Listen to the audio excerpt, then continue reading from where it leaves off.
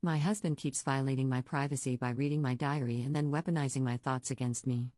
Posted by you/help me recalibrate. I'm trying to stay focused here, but my edibles have kicked in, and I need advice. I have kept a diary since I was 10. It is my form of therapy, and I do not police my thoughts. I have never let anyone read my diary. My husband and I started dating over a decade ago. One day, a couple of months in, he was over at my apartment, and I had hopped in the shower. When I came out, he was sitting on the bed, shell-shocked. He said he read my journal, which was mostly about my life as a newly single woman. He told me it really stung to read all that. I asked him, but wait, hold on, how'd you find it? He said he was looking for matches. He couldn't tell me why he kept reading even after he knew what it was, but his apology was sincere, and I forgave him. Not too long after that, things got messy. He started getting either very sad or very angry while referring to things he read. His feelings were so intense that I started apologizing for my thoughts. Anyway, we got married. A decade later, I was thinking of a divorce and wrote a ton to process my thoughts about some sensitive topics. Again, he stumbled upon my journal and read it all. I was pissed, but he convinced me that he would never do it again. Besides, he was really hurt by the things I wrote, and I felt bad. I let it go, but he started getting sad or angry again thinking about what he had read. Once more, the intensity of his feelings led me to apologize for my thoughts. Now here we are, married with kids, setting up Scrabble on a Friday night. He went to find a piece of paper and came back quiet and distracted. I asked if everything was okay. He looked at me sharply and told me that he just read my journal. I tensed, thinking of how I recently tackled some tough feelings related to our different ethnic and religious backgrounds. I wrote things that would have been hurtful to read, and I was mortified knowing that he did read them, but I was also annoyed. I told him, wait, you read my journal again? He blamed me for leaving it out and accused me of being a bad person for what I wrote, but honestly, I wasn't listening to him anymore. I just wanted to know why we were dealing with this again. It's pretty effing basic knowledge that one shouldn't read other people's diaries, right? But look at him, forcing his way into my brain and shaming me for what he saw. I surprised myself by slamming my hand on the table. You read it a third time? We were both hurt, but he was accusing me of overreacting while minimizing and deflecting from his behavior. He called me overly emotional when I cried over how violated I felt. This feels so wrong, like I committed a thought crime. So, am I wrong for insisting he's 100% wrong? I'm so mad, but I am doubting whether my reaction was proportional to what he did. On a scale of 1 to 10, 10 being terrible, what would you rate someone reading your journal? And would you apologize for the things you wrote? Top/relevant comments. Commenter. He has broken your trust 3 times, and after the first time, he knew that he might not like what you had written. It sounds like he uses reading your journal as a way to understand how you're feeling, rather than actually asking you. The whole point of a journal is that you get to articulate your feelings, unedited, in a private place. He has disrespected that on 3 separate occasions. If he didn't want to be upset by what he read, he shouldn't have read it.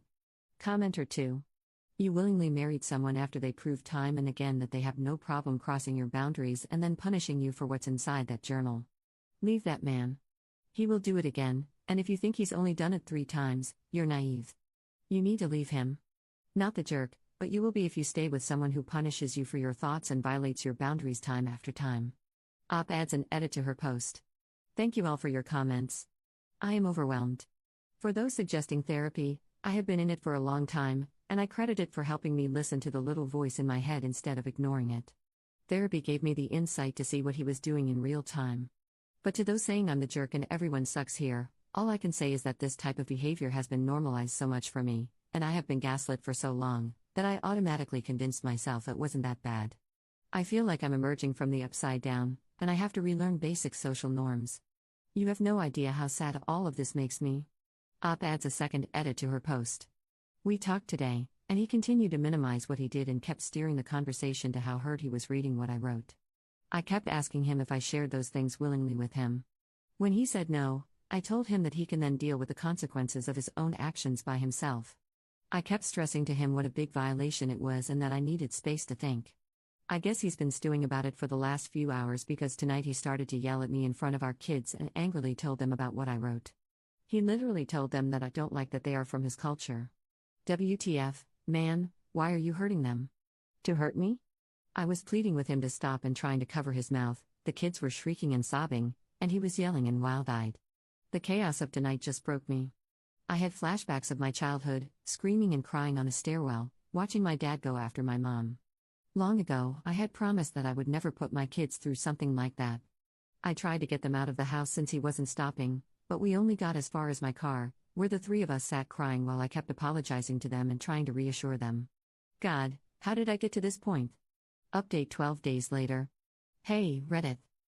I will keep the update itself brief. The kids and I are safe, and I am divorcing my husband. The incident that I posted about was so jarring that I could no longer downplay the abuse. I understood then that it would be so much worse for my kids to grow up in a household like that than to grow up with divorced parents. I did want to take this opportunity to talk to the people who seemed flabbergasted that I had not left him earlier. I know Reddit can be cruel sometimes, but to shame someone for staying in an abusive relationship is just so ignorant. A person stays with an abuser for a myriad of reasons: fear, shame, mental health issues, lack of resources, lack of support, lack of money, the partner's coercive control, etc. Please educate yourself on abusive relationships before writing judgmental comments. In my case, I stayed because he was so good at manipulating and gaslighting, at sowing doubt and confusion, that I started taking notes during arguments because I felt like I was going crazy. He would say things and then deny up and down that he said them. He would tell me that I misinterpreted his words or that I had a bad memory or that I had anger issues. Meanwhile, he was the one punching walls, breaking things, lying, and following me from room to room as I was trying to get away from him. After years and years of this, I left only when I saw how much staying would hurt my kids. To those in emotionally abusive relationships like mine, I want you to know that I see you. This is real abuse, even if it doesn't leave physical scars. Top/relevant comments. Commenter. Your original post genuinely had me looking at the author like, did I make this account? I went through the same thing. My ex would read my journal and then use it against me. Typically, he would use it to undermine me and make me think I'd told him things I hadn't. But one day, he read about a guy I had been talking to. He had asked me to open the relationship and we had, and that upset him, so he came into where I was sleeping, threw the diary at my head, and started screaming at me and laughing maniacally. Thankfully, the relationship was broken enough that was one of a few last coffin nails. Instead of cowing me further, it pushed me out. I'm so happy that I got out of there. Just wanted you to know that you're definitely not the only one who has experienced this particular form of abuse and that it definitely is abusive, even in a vacuum from all the other crap. I hope you find your way out and that things feel better on the other side. This is going to burn like hell, but it's a cleansing fire. Second update 2 months later. In May 2022, I took a break from my marriage because my husband's verbal abuse was escalating. He moved out for a few weeks. Some of the things he said during our last fight, but had said many times before, were that I'm a failure, no one likes me, and I'm socially awkward. I have a graduate degree, I make good money, and I have friends, but I still believed him. During our separation, I signed up for a dating site. This was not to date or hook up with anyone, and I did not meet up or talk with anyone. It was only to see if I was really as undesirable as he made me out to be. He was wrong. I felt better about myself, and I deleted my account. Like Ross from Friends, I thought this was okay since we were on a break. I recognize that I should have set ground rules with my husband during the break, and I apologize to him about that. We tried to work on our marriage, but, as those who read my other posts know, I am divorcing him. This time during our separation, we set ground rules. One of them, at his request, was that we refrain from dating sites and dating in general until the divorce is finalized. We both agreed. 2 days ago, I got a bank notification about some weird charges. When I looked into it, I saw that he had joined 2 dating apps and mistakenly charged our joint account. I took a screenshot and sent it to him without comment. He responded that it was okay for him to do that because I did it in the past. When I mentioned that we discussed and agreed not to do that, he said, "I'm just doing what you did." I said he was the one who specifically asked that we not join sites until the divorce was finalized, but again, he said that I did it last time, so it's okay that he did it. He's now acting overly friendly so that I will let this issue go, but I feel deceived and can't go back to trying to be amicable with him.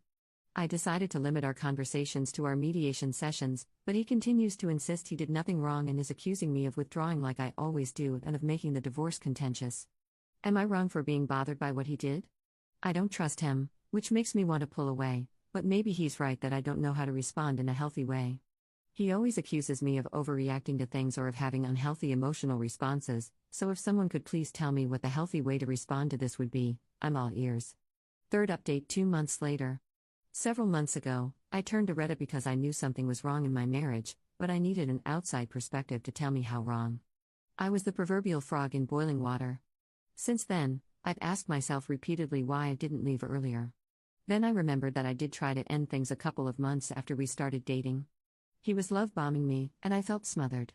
When I told him that I wanted space, he was devastated. I see now that that was the turning point. I prioritized his feelings over mine. I gave him the benefit of every doubt. I convinced myself that the red flags I was seeing were aberrations. It hurts thinking about how much precious time I wasted on him. Here's my update. Then, I moved into my new place 2 days ago, our home closed escrow, and the details of our divorce are finalized. These past few months were a unique kind of hell, but I am now bursting with hope and happiness. I am finally free of him.